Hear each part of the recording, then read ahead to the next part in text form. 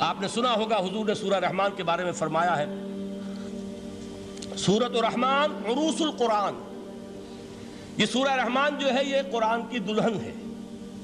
جیسے دلہن کو آپ خوشنما لباس پہناتے ہیں، آراستہ پیراستہ اس کو گہنے اور اس کو زیور پہناتے ہیں، تو جس طریقے سے سجاتے ہیں آپ دلہن کو، اللہ تعالیٰ نے ایک سورت قرآن مجید میں یہ ایسی رکھی ہے سورہ رحمان کہ اسے خوب سجایا ہے۔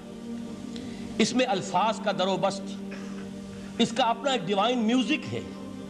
وہ تو اللہ تعالیٰ قراء جو ہے خاص طور پر مصر کے قراء، اللہ تعالیٰ ان پر رحمت نازل فرمائے، ان کی خطاؤں سے درگزر کرے۔ جس طرح قرآن کے انٹرنسک میوزک کو انہوں نے واضح کیا ہے، واقعہ یہ ہے کہ اگر یہ لوگ نہ ہوتے، شیخ عبد الباسط محمد عبد الصمد، شیخ محمود خلیل الحصری، یہ لوگ کہ جنہوں نے قرآن کے اس غنا میوزک، یہ لفظ جو ہے آپ حیران نہ ہو کہ میں یہ کچھ توہین کر رہا ہوں قرآن کی، حضور نے یہ لفظ استعمال کیا ہے، تغنو، اس قرآن کو اچھی سے اچھی خوشلحانی کے ساتھ پڑھو۔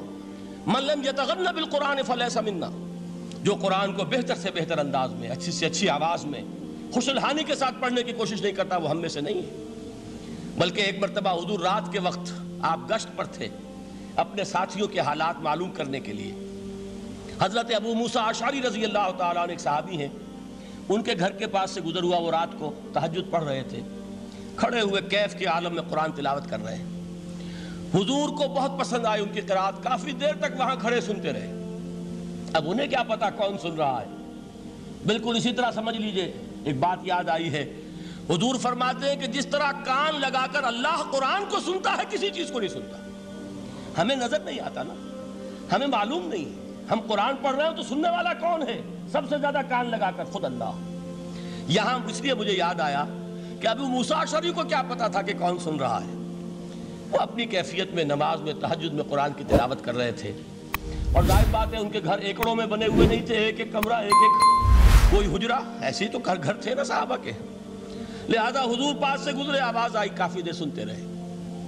اس کے بعد آپ تشریف لے گئے، صبح فجر میں ملاقات ہوئی تو حضور نے تحسین کے انداز میں فرمایا، یا ابا موسیٰ انک قد اوتیت مزمارا من مزامیر آل داؤد، اے ابو موسیٰ تمہیں تو آل داؤد کے سازوں میں سے ایک ساز اللہ نے عطا فرما دیا ہے۔ جس طرح حضرت داؤد، لہن داؤدی مشہور ہے کہ جب وہ پچھلے پہر رات کو حمد کے ترانے الاپتے تھے، قرآن میں ہے کہ پرندے شامل ہو جاتے تھے ساتھ، اور پہاڑ وجد میں آتے تھے، پہاڑ بھی ان کے ساتھ شریک ہوتے تھے۔ تو جس طرح کا اللہ نے ان کو لہن عطا فرمایا تھا، حضور نے تحسین کے انداز میں فرمایا ہے ابو موسیٰ اشعری، اللہ نے تمہیں بھی آل داؤد کے سازوں میں سے ایک ساز عطا فرمایا۔ بہرحال قرآن مجید کا جو یہ میوزک ہے، قرآن کے الفاظ کا جو حسن ہے، جہاں تک حسن معنوی ہے وہ تو ہر لفظ میں ہے، لیکن یہ حسن ظاہری، حسن صوتی، حسن لفظی، یہ اپنے کلائمیکس پر آپ کو نظر آئے گا سورہ رحمان میں۔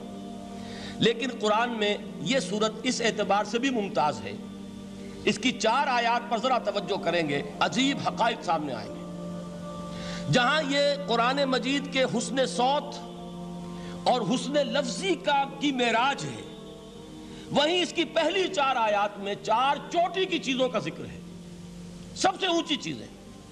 پہلی آیت کیا ہے؟ الرحمن، ایک آیت ہو گئی۔ رحمان کیا ہے؟ اللہ کا نام ہے۔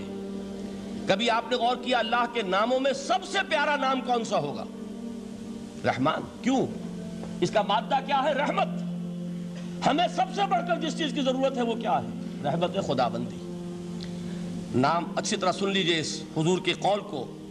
حضور فرماتے کوئی شخص جنت میں مجرد اپنے عمل کی بنیاد پر داخل نہیں ہو سکے گا جب تک کہ رحمت خداوندی دستگیری نہ کرے۔ کسی صحابی نے بڑی ہمت اور جرأت کا ثبوت دیا کہ پوچھ لیا، کیا حضور آپ بھی؟ جب آپ نے فرمایا کوئی شخص داخل نہیں ہو سکتا جنت میں محض اپنے عمل کی بنیاد پر جب تک کہ رحمت خداوندی جو ہے وہ دستگیری نہ فرمائے۔ پوچھا گیا کیا آپ بھی؟ آپ نے فرمایا ہاں میں بھی۔ آپ انداز کیجئے کہ اگر محمد الرسول اللہ بھی رحمت خداوندی کے ضرورت مند ہوں تو تاب دیگراں چے رسد، ہماری تو سب سے بڑی ضرورت رحمت خداوندی ہے۔ اب یہ رحمت جو ہے قرآن مجید میں اللہ تعالیٰ کی یہ شان 2 الفاظ کے ذریعے سے آتی ہے، رحیم اور رحمان، اور کوئی مادہ نہیں ہے جس سے 2 نام بنتے ہوں اللہ کے۔ لیکن یہ مادہ ہے واحد رحمت کا کہ جس سے رحمان بھی ہے رحیم بھی ہے۔ رحیم صفت مشبہ ہے، رحمت دائم ہو جائے گی، مستقل ہوگی تو رحیم کہیں گے، اور رحمان اس میں رحمت کی ہے وہ شان ہے کہ جیسے ٹھاٹھے مارتا ہوا سمندر ہو، ہیجان کی کیفیت، طوفانی کیفیت، رحمت خداوندی کا طوفانی جوش، وہ ہے رحمان۔ آپ تو رہتے اس علاقے میں ہیں، آپ کو معلوم ہے عرب اگر بھوکا مرا جا رہا ہو تو کیا کہے گا؟ انا جوعان۔ پیاسا مرا جا رہا ہو انا عطشان۔ بہت غضبناک ہوگا غضبان، غضبان آصفہ قرآن میں آیا ہے، بہت غضبناک۔ رحمان جس کی رحمت جو ہے جوش میں ہے، ٹھاٹھے مارتے ہوئے سمندر کے مانند۔ تو یہ اللہ تعالیٰ کے ناموں میں سب سے پیارا نام۔ اب آگے چلیے، الرحمن علم القرآن، رحمان نے قرآن سکھایا۔ رحمت خداوندی کا سب سے بڑا مظہر، رحمان کی رحمانیت کا سب سے بڑا مظہر قرآن ہے۔ ان میں جو منطقی ربط ہے اس کو سمجھتے جائیے۔ اچھا آپ یہ سوچئے، جو علم بھی انسان کو حاصل ہوا وہ کس نے دیا؟ اللہ نے۔ سائنس کا علم کس نے دیا؟ اللہ نے۔ علم آدم الاسماء کلہا، وہ علم الاسماء جو حضرت آدم کو دے دیا گیا تھا ازل میں، یہ اسی کا ظہور ہے، یہ اسی کی ایکسفولیشن ہے جو ہو رہی ہے اور ہوتی رہے گی ابھی۔ اور دوسرے علم ہے وہ کس نے دی؟ اللہ نے دی۔ لا یحیطون بشیء من علمہ الا بما شاء، مخلوق میں سے کوئی اللہ کے علم میں سے کسی شے کا احاطہ نہیں کر سکتا مگر وہ جتنا اللہ دینا چاہے۔ لیکن یہ کہ تمام علوم میں چوٹی کا علم قرآن، نوٹ کرتے جائیے، اب چوٹی کی چیزیں جمع کیجئے۔ اللہ کے ناموں میں چوٹی کا نام رحمان، اللہ نے جو کچھ انسان کو سکھایا اس میں چوٹی کا علم قرآن۔ خلق الانسان، انسان کو پیدا فرمایا۔